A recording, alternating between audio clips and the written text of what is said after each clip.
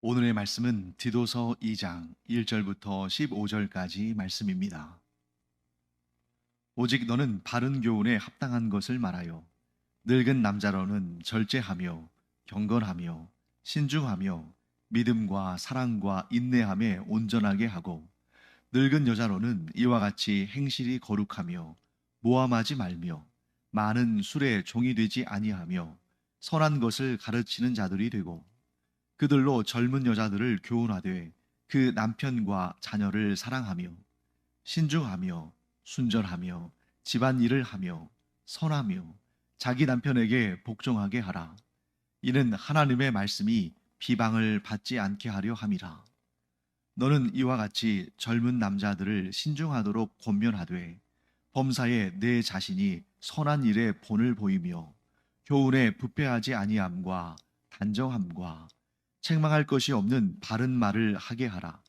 이는 대적하는 자로 하여금 부끄러워 우리를 악하다 할 것이 없게 하려 함이라. 종들은 자기 상전들에게 범사에 순종하여 기쁘게 하고 거슬러 말하지 말며 훔치지 말고 오히려 모든 참된 신실성을 나타내게 하라. 이는 범사에 우리 구주 하나님의 교훈을 빛나게 하려 함이라.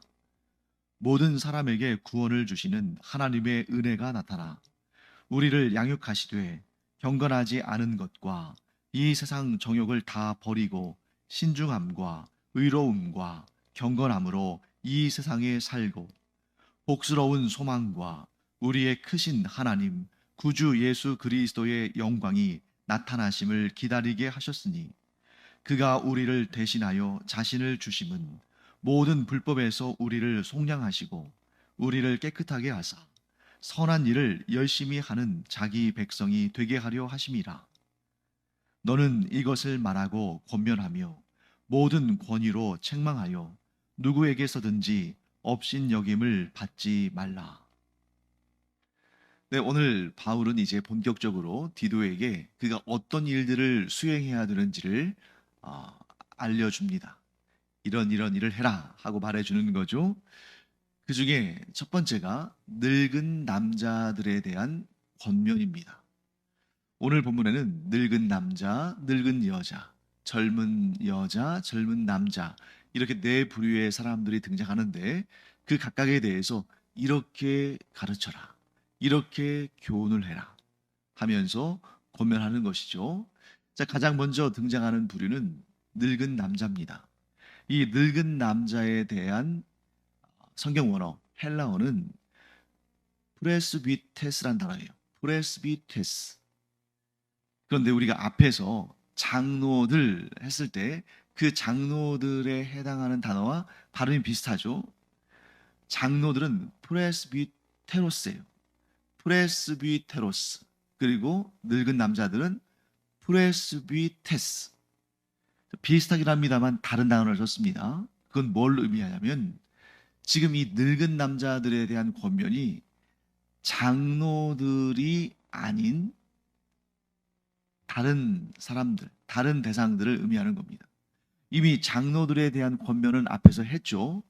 그런데 지금 디도가 가르치고 교훈하고 훈계하고 목양해야 되는 대상이 장로들에게만 주어진 것이 아니라 장로들이 아닌 나이 많은 남자들에게도 이 중요한 가르침들이 전달되어야 한다 하고 말하는 것입니다.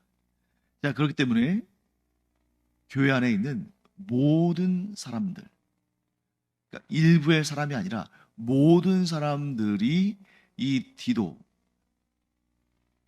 이 그레데 섬에서 목회를 하고 있는 디도의 목회의 대상이 되어야 한다 하는 것을 말하고 있는 것이죠. 자, 늙은 남자는 어떤 사람들을 대상으로 하는 것일까? 구체적으로 몇 살부터 몇 살까지 이렇게 나와 있지가 않잖아요. 그래서 고대 사회에 있어서 늙은 남자는 이제 고대의 그 철학자인 필로라는 사람의 견해에 의하면 대략 한 50세에서 60세 정도 되는 남성들인데 뭐 또 필로가 모든 그 당시에 사람들의 세대를 구분할 수 있는 그런 능력이 있는 사람, 그런 권위가 있는 사람은 아니니까 참고할 뿐이죠. 그래서 늙은 남자 했을 때 사실 이 늙다라는 표현이 성경의 가르침에 의하면 늙은 또는 샌머리, 흰머리, 이 영광과 존귀와 존경을 받을 대상을 말할 때 사용합니다만 요즘에는 늙었다 하면 별로 좋아하지 않잖아요. 그래서 늙은 남자 하면 이렇게 이해하면 좋을 것 같습니다. 기성세대의 남성들. 그러니까 자녀들도 어느 정도 키워놨고, 그래서 그 자녀들을 훈계하고 교훈하며 이제는 서서히 이 기성세대의 이 자리에서 그 후배들에게 자리를 좀 내어줘야 되는 그런 상황에 있는 남성들이라고 볼 수 있는 거죠. 그래서 이 기성세대 남성들에게 이렇게 권면하라 하고 말하는 것입니다. 그 권면 가운데 가장 중요한 것이 2절의 말씀에 나오는 것처럼 절제하며 경건하며 신중하며 믿음과 사랑과 인내함에 온전하게 하고. 자, 여러 가지 덕목들이 나오죠. 그런데 이 덕목들 가운데 가장 핵심적인 것 하나를 고른다면 저는 경건함이라고 봅니다. 절제, 경건, 신중, 믿음, 사랑, 인내함, 이 모든 것들이 이 단어 하나에 포함이 될 수가 있죠. 경건함. 그렇다면 경건함은 무엇인가? 네, 경건함에 대해서는 많은 정의들이 있을 수 있겠습니다만 이렇게 볼 수가 있는 것이죠. 경건하다는 것은 세계관이 바뀐 거예요. 어떻게? 하나님을 믿고 예수 그리스도를 구주로 영접하면서 세상에 속했던 내가, 세상의 탐욕과 세상의 그러한 정욕과 세상의 원리들에 의해서 살던 내가 이제 하나님을 의식하고 예수 그리스도를 따르는, 즉 하나님을 섬기며 예수 그리스도의 뜻에 따라가는 그런 삶으로 전환되어지는 것을 경건이라고 말한다라고 저는 생각을 합니다. 자, 그렇기 때문에 이 늙은 남자들이 한마디로는 지금 이 교회의 주도권을 가지고 또 중심 세력이며 사람들에게 본을 보이며 그들을 이끌어가야 할 그러한 세대의 사람들인데, 그런 지위에 있는 사람들인데, 그들이 먼저 하나님을 믿고 예수 그리스도를 따르는 삶의 모습을 보여야 한다 하고 말하는 것이죠. 만일 그 기성세대의 남성들이 그 교회 공동체에서 그래도 가장 영향력이 있는 사람들이 하나님을 믿는다 하면서 예수 그리스도를 따른다 하면서 말로는 그렇게 하면서 그들의 삶이 세상에 속한 사람들과 똑같다면, 즉 경건하지 않다면 교회가 전체가, 모든 세대의 모든 남녀가 그들을 따라할 겁니다. 그래서 말로는 하나님을 섬기고 예수 그리스도를 따른다고 하면서 실제로는 세상에 속한 삶을 살아가는, 경건하지 않은 삶을 살아가는 그러한 정말 번만 번지르르 하고 속은 완전히 썩은 그러한 위선적인 삶을 살게 될 것이고, 그것이 교회 전체에 영향을 미칠 것이다. 자, 그렇기 때문에 늙은 남자들에게 요구되는 것은 무엇입니까? 삶의 변화, 곧 세상에 속한 삶에서 하나님께 속한 삶으로, 세상에서 기쁨을 누리던 삶에서 하나님 안에서 기쁨을 누리는 삶으로, 즉 경건한 삶의 변화를 가져야 한다 하고 말하는 것이죠. 사랑하는 성도 여러분, 이 말씀은 곧 우리에게도 주어지는 진리의 말씀입니다. 우리가 하나님을 믿는다 하면서, 우리가 예수 그리스도의 제자라 하면서 말은 그렇게 번지르르하게 하면서 우리의 삶에 경건함이 없다면 우리만 문제가 되는 것이 아니라 우리를 바라보는 사람들, 우리의 후배들, 다음 세대들, 자녀들, 그들에게 악한 영향을 미친다는 것이죠. 그렇기 때문에 바리새인들과 서기관들이 따로 있는 것이 아닙니다. 그 위선적인 바리새인들과 서기관들을 예수님께서 책망하신 것처럼 만일 우리가 말로만 그렇게 경건한 척하면서 실제 우리의 삶에서 경건한 삶의 본이 없다면 예수님께서 바리새인들과 서기관들을 책망하신 그 책망이 우리에게도 주어질 것이다 이 두려움을 우리가 가지고 경건함에 힘써야 됩니다. 경건함은 뭐라고요?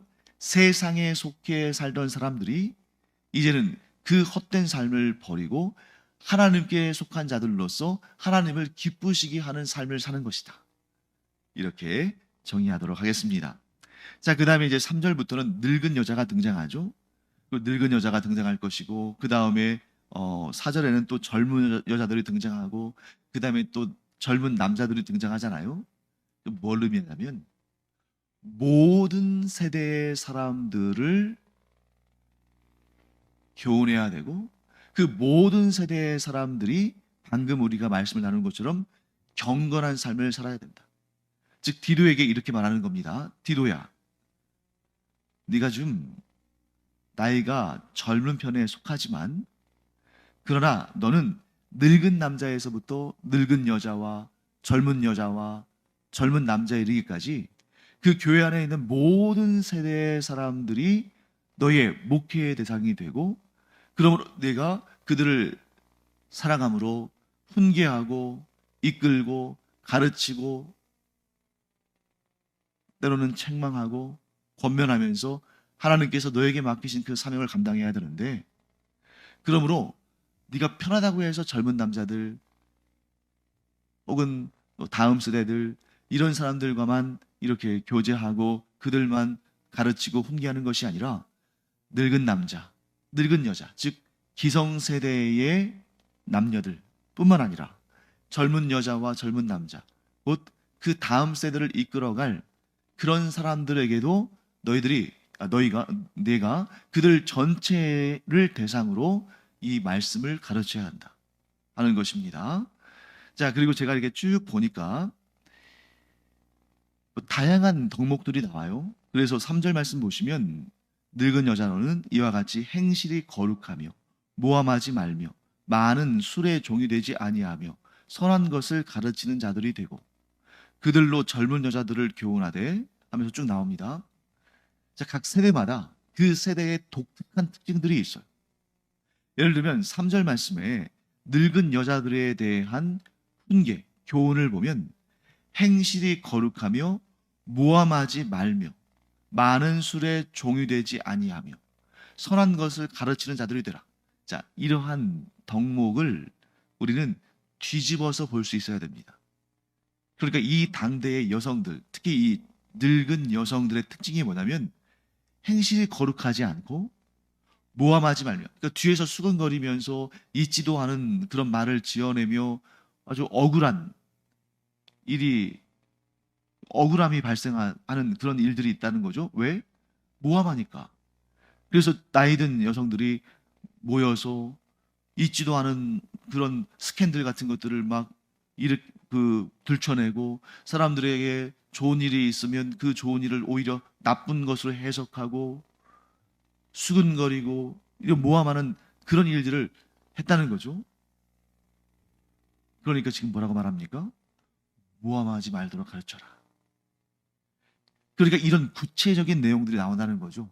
자, 그 다음에 4절 말씀 보시면 젊은 여자들을 교훈하되, 자, 그들로 젊은 여자들을 교훈하되, 즉 젊은 여자들에게 이 늙은 여자들, 즉 기성세대의 여성들이 그들을 가르치게 하는데 어떻게 해요? 그 남편과 자녀를 사랑하며, 자, 이 젊은 여자들이 남편과 자녀를 사랑하도록 가르치라는 겁니다.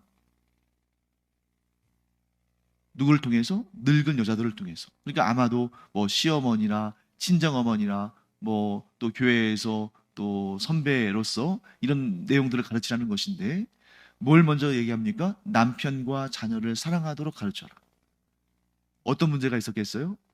남편을 사랑해야 되는데 남편을 사랑하지 않고 다른 남자들에게 눈을 돌리는 정욕을 따라서 그 세대에 유행하는 그러한 죄악들, 가정에 충실하지 않고 바람을 피우는 그런 일들이 이 시대의 젊은 여성들 사이에서 있었다는 것을 추론할 수가 있죠.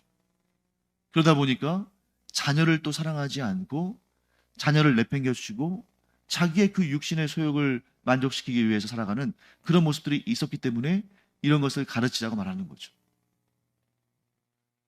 자, 그 다음에 젊은 남자들 한번 볼까요? 6절 말씀 보시면 이와 같이 젊은 남자들을 신중하도록 권면하되.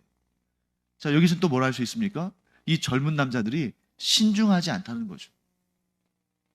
신중하지 않아서 그냥 지금 당장에 자신의 육신의 쾌락을 만족시키는 일이라면 막 저지르고 보는 거죠.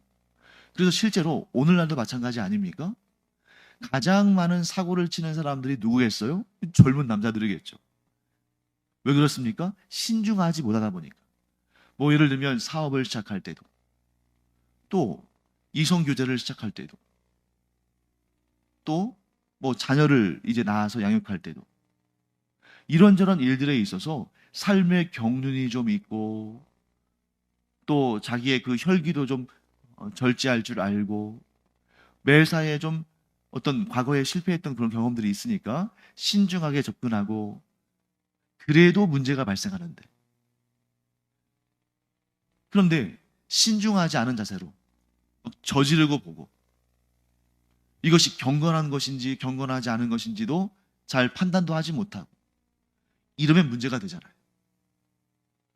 그래서 지금 바울은 디도에게 이런 각 세대에 대해서 어떻게 그들을 가르치고 어떻게 권면하고 어떻게 지도해야 될지를 알려주는데, 참 바울이 그냥 이론적인 사람만은 아니었던 것 같습니다. 그 삶의 지혜와 경험도 풍성했던 사람이었죠. 그렇기 때문에 각 세대마다 무엇이 문제고 어떤 점에서 취약하고 그들을 어떻게 훈계하고 가르치고 그들의 에너지를 어떻게 이끌어내야 되느냐. 즉 세상에 속한 그들의 어떤 삶의 모습을 어떻게 하면 하나님을 섬기는, 하나님을 기쁘시게 하는 삶으로 전환할 수 있느냐. 이것을 아주 잘 알았던 것 같아요. 바울의 목적은 이것입니다. 그것은 뭐냐면 모든 세대로 하여금 경건한 삶을 살도록 가르쳐라, 권면하라. 이게 바로 바울이 디도에게 전하는 메시지의 핵심입니다. 그리고 모든 세대들은 각 세대마다 또 성별에 따라서 그 각각의 연약한 부분이 있고 잘 쓰러지는 부분이 있고 문제가 되는 부분들이 있는데, 그 부분을 아주 집중적으로 훈계하고 가르치면서 그들의 잘못된 삶의 패턴이 바르게 세워지도록, 경건하지 않는 삶에서 경건한 삶으로 잘 전환되도록 가르치라는 것이죠. 사랑하는 성도 여러분, 우리도 이런 걸 느끼지 않습니까? 나라는 개인은 나는 항상 어제나 오늘이나 내일이나 별 변화가 없어 보이지만, 그런데 좁은 시각으로 우리를 보면 어제나 오늘이나 내일이나 별 차이가 없어 보일지 모르지만, 넓은 관점에서 우리의 삶을 조망해 보면 10대, 20대, 30대, 40대, 50대 이렇게 모든 그런 10년 단위로 보게 되면 내가 이렇게 변했구나 하는 것을 스스로 깨닫게 되죠. 그리고 그 단계마다 특징들이 있죠. 어렸을 때는 어떤 부분에 약했는데 지금은 그런 부분에 있어서 흔들리진 않는데 또 다른 부분에 문제가 생겨나고, 또 지금 내가 고민하고 있는 이런 부분들에 대해서는 또 과거에는 이게 나에게는 별 문제가 되지 않았고, 그런 세대마다의 또 삶의 그런 인생의 이 전환기마다의 어떤 문제들이 있을 수 있는데, 그때마다 하나님의 말씀을 붙들고 내 삶의 구체적인 말씀의 가르침들을 받아들이고 새기고 실천함으로 내 삶의 모든 세대마다, 내 삶의 모든 전환기마다 경건함을 갖추는 것이 우리의 삶의 목적이 되어야 된다. 그렇기 때문에 오늘 본문을 보면 늙은 남자, 늙은 여자, 젊은 여자, 젊은 남자 이렇게 구분이 되기 때문에 교회 안의 모든 세대가 하나님 앞에서 경건한 삶을 살도록 가르치고 훈계하고 때로는 책망하고 이끌어줘라. 이런 메시지와 함께 또한 이 본문의 메시지를 오늘날 우리의 삶에 적용한다면 나는 삶의 모든 순간마다 경건을 위해서 그때그때 내가 노력해야 할 부분들이 있다는 거죠. 우리 자신을 오늘 한번 돌아보기 바랍니다. 내가 인생에 그래프를 그려본다면 물론 우리의 생명은 언제 하나님의 부르심을 받을지 우리가 알지 못하지만 일반적인 상황에서 우리의 삶의 그래프를 그려본다면 내가 어느 지점 정도에 있다 하는 것을 우리가 볼 수가 있죠. 그리고 그 지점에서는 무엇이 약한가? 재정적인 부분이냐? 이성교제의 문제냐? 삶의 진로의 문제냐? 아니면 잘 마무리하는 문제냐? 자녀를 낳는 것의 문제냐? 자녀를 키우고 가르치는 것에 대한 문제냐? 아니면 자녀를 이제 새 가정을 이루어서 그 새 가정을 스스로 이끌어갈 수 있도록 독립시키는 것이 문제냐? 이런 다양한 문제들이 있고 그것이 우리 가운데 때로는 좀 고통과 번민과 염려와 걱정이 되기도 하죠. 그런데 그런 일들을 도리어 우리가 경건의 전환점으로 삼아서 이 일에서도 내가 하나님을 바라보며 하나님의 뜻대로 살아가는 경건을 실천해야겠다. 이 분야에서도 내가 하나님을 기쁘시게 하는 그런 경건한 삶을 살아야겠다 하면서 삶의 모든 전환기마다, 삶의 모든 순간마다 경건에 힘쓰는 우리가 되기를 간절히 축원합니다. 자, 그리고 나서 이제 11절 말씀에 이렇게 말씀하죠. 모든 사람에게 구원을 주시는 하나님의 은혜가 나타나. 그런데 여러분 여기 11절에서 이 헬라어에는 있는데 우리말 이 개역 개정 성경에는 번역하지 않고 지나간 그런 단어가 하나 있습니다. 그 단어가 뭐냐면 가르라는 헬라어 단어예요. 가르. 가르는 헬라어 접속사로 왜냐하면 이런 뜻인데 11절 말씀을 원래 그 원어 그대로 직역해서 번역한다면 왜냐하면 모든 사람에게 구원을 주시는 하나님의 은혜가 나타나 12절 우리를 양육하시되 경건하지 않은 것과 이 세상 정욕을 다 버리고 신중함과 의로움과 경건함으로 이 세상에 살고. 자, 무슨 뜻입니까? 지금 바울은 늙은 남자, 늙은 여자, 젊은 여자, 젊은 남자에 대해서 그들이 경건한 삶을 살도록 그들을 가르치고 지도하고 훈계하고 이끌어줘라 이렇게 말했잖아요. 디도에게. 또 왜 그렇게 해야 되느냐 하는 의문이 생기는 거죠. 왜 모든 세대의 사람들에게 경건함을 가르치고 경건한 삶을 살도록 이끌어줘야 되느냐? 왜 그런 목회를 해야 되느냐? 하고 질문했을 때 그 질문에 대한 답을 이렇게 말하는 것입니다. 왜냐하면 모든 사람에게 구원을 주시는 하나님의 은혜가 나타났기 때문이다. 자, 교회 안에 있는 모든 성도들, 모든 세대의 성도들을 경건하게 살도록 이끌어줘야 되는 이유는 하나님의 구원이 모든 세대, 모든 사람들에게 주어졌는데 하나님께서 은혜로 그들을 구원하셨는데 그들을 구원하신 하나님의 뜻이 뭐냐면 이제는 더 이상 세상에 속한 자로서 세상의 그 헛된 것들을 바라보며 살아가는 것이 아니라 이제는 그들을 구원하신 하나님을 섬기며 하나님을 바라보며 하나님을 기쁘시게 하는 삶을 살도록 하는 것이 마땅한 일이다. 즉 모든 세대의 모든 사람들이 하나님의 은혜로 구원을 받았으면 이제는 하나님의 구원을 얻은 자로서 이전에 속했던 세상의 모든 정욕과 자랑거리들과 탐욕거리들을 버리고 이제는 새로운 삶의 질서, 곧 나를 구원하신 하나님의 은혜에 감사해서 하나님께서 기뻐하시는 일을 행하며 살아야 한다. 이게 바로 새로운 질서다 하는 거죠. 그 새로운 질서는 무엇입니까? 생각과 말과 행동, 곧 우리의 삶의 모든 부분에 있어서 하나님께서 기뻐하시는 경건한 삶을 사는 것이다. 사랑하는 성도 여러분, 우리 이 두 가지를 꼭 기억하기 바랍니다. 교회 공동체 안에 있는 모든 세대가 하나님을 기쁘시게 하는 경건한 삶을 살아야 한다. 또 한 가지는 무엇이었습니까? 여기에서 우리가 파생한 그런 교훈이죠.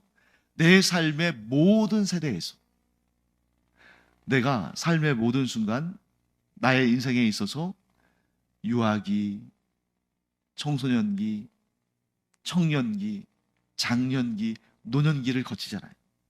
내 삶의 모든 세대에서 하나님을 경유하는 삶을 살리라 하는 이런 각오와 실천으로 하나님을 기쁘시게 하는 우리 모두가 되기를 간절히 축원합니다. 기도하겠습니다. 하나님 감사합니다. 교회 안에 있는 모든 성도들, 구원받은 모든 성도들이 세대를 막론하고 모두 경건한 삶을 살기를 간절히 소원합니다. 뿐만 아니라 이 모든 세대를 거쳐가는 우리 자신의 인생도 항상 경건함으로 하나님을 기쁘시게 하는 삶을 살기를 원하오니 하나님께서 함께 하시며 성령께서 힘을 주셔서 이 거룩한 삶의 목표를 이룰 수 있도록 은혜 더하여 주시옵소서. 감사드리며 예수님의 이름으로 축복하며 기도합니다. 아멘. 기도하는 시간입니다. 우리의 삶은 나이가 먹어갈수록 이제 세대가 점점 바뀌어갈수록 우리의 삶도 달라지고 변화가 되죠. 하지만 우리의 삶의 모든 순간마다 공통의 목적, 공통의 목표는 하나죠. 내 삶의 모든 순간 하나님을 기쁘시게 하는 경건한 삶을 살리라. 자, 기도하면서 지금 이때 내 인생의 이 시점에 경건함이란 무엇인가? 내가 무엇에 더욱 경건함을 위해서 힘써야 할 것인가?